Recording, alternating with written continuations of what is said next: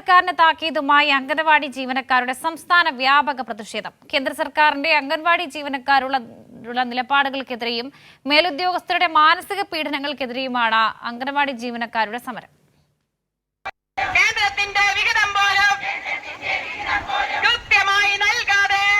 കേന്ദ്ര സർക്കാരിനെതിരെയുള്ള പ്രതിഷേധ സമരത്തിൽ നൂറുകണക്കിന് അംഗനവാടി ജീവനക്കാർ പങ്കെടുത്തു. പത്തനംതിട്ട സമരം CITU സംസ്ഥാന വൈസ് പ്രസിഡന്റ് PB ഹർഷകുമാർ ഉദ്ഘാടനം ചെയ്തു. ഇക്കാലം അത്രയും തൊഴിലാളി എന്ന പേരിൽ ഇവരെ അംഗീകരിക്കുന്നില്ല. വളണ്ടിയർമാർ എന്ന പേരിലാണ് ഇവർ നിൽക്കുന്നത്. സ്വാഭാവികമായും തൊഴിലെടുത്ത് ജീവിക്കുന്നവർക്കുള്ള അവകാശങ്ങളൊന്നും ഇല്ലാതെ അടിമസമാനമായ ജീവിതം നയിക്കുന്ന ഇവരുടെ ഈ നിലയ്ക്ക് മാറ്റമുണ്ടാകണം. ലക്ഷക്കണക്കിന് ആളുകൾ പണിയെടുക്കുന്ന ഈ മേഖല വിശ്രമമില്ലാത്ത ജോലിയാണ് ഈ പാവപ്പെട്ട സ്ത്രീകൾക്കുള്ളത്.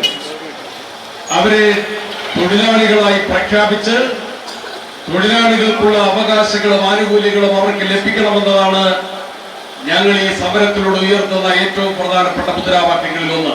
വേതന വർധനവ്, ജോലി സുരക്ഷ തുടങ്ങിയ ആവശ്യങ്ങൾ ഉന്നയിച്ച് anganwadi workers and helpers association CITU Palakkad കളക്ടറേറ്റിലേക്ക് നടത്തിയ മാർച്ച് പ്രഭാകരൻ MLA ഉദ്ഘാടനം ചെയ്തു. സ്കീം വർക്കർമാരോട് കേന്ദ്ര സർക്കാർ പെരുമാറുന്നത് അവഗണനയോടെയും പ്രതികാരത്തോടെയുമാണെന്നും പ്രഭാകരൻ MLA വിമർശിച്ചു. ഇവരെടുക്കുന്ന ജോലിക്കനുസരിച്ചുകൊണ്ടുള്ള വേതനം നിശ്ചയിക്കാനോ അല്ലെങ്കിൽ കുറെ കാലമായി ജീവനക്കാർ പണിയെടുത്തുകൊണ്ടിരിക്കുന്നവരെ സ്ഥിരപ്പെടുത്താൻ ആവശ്യമായ സമീപനം സ്വീകരിക്കാനോ കേന്ദ്ര സർക്കാർ തയ്യാറാകുന്നില്ല. കോഴിക്കോട് കളക്ടറേറ്റിലേക്ക് നടന്ന മാർച്ചിൽ നിരവധി പേർ പങ്കാളികളായി. പ്രതിഷേധ ധർണ CITU ജില്ലാ ജനറൽ സെക്രട്ടറി PK മുകുന്ദൻ ഉദ്ഘാടനം ചെയ്തു.